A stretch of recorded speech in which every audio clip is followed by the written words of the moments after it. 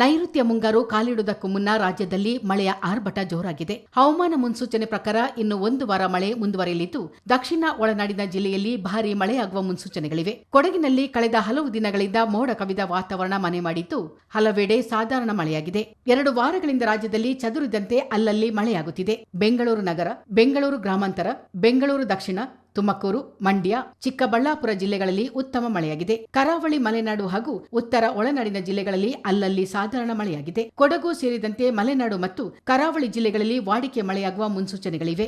ಕಲ್ಯಾಣ ಕರ್ನಾಟಕ ಹಾಗೂ ಉತ್ತರ ಒಳನಾಡಿನ ಜಿಲ್ಲೆಗಳಲ್ಲಿ ಮಳೆ ಪ್ರಮಾಣ ಹೆಚ್ಚಾಗಲಿದೆ. ಆದರೆ ಭಾರೀ ಮಳೆ ಮುನ್ನೆಚ್ಚರಿಕೆಗಳಿಲ್ಲ.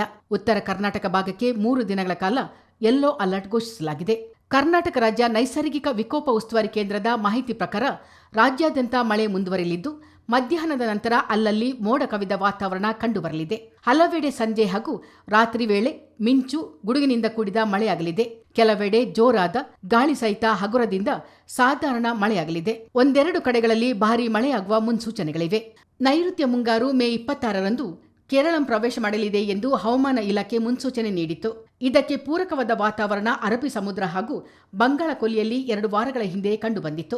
ಜೂನ್ 1ರ ವೇಳೆಗೆ ಮುಂಗಾರು ಕೇರಳಂ ಪ್ರವೇಶ ಮಾಡುವುದು ವಾಡಿಕೆ. ಆದರೂ ಇದುವರೆಗೆ ಮುಂಗಾರು ಪ್ರವೇಶವಾಗಿಲ್ಲ. ಬ್ಯೂರೋ ರಿಪೋರ್ಟ್, ಚಿತ್ತಾರ ನ್ಯೂಸ್.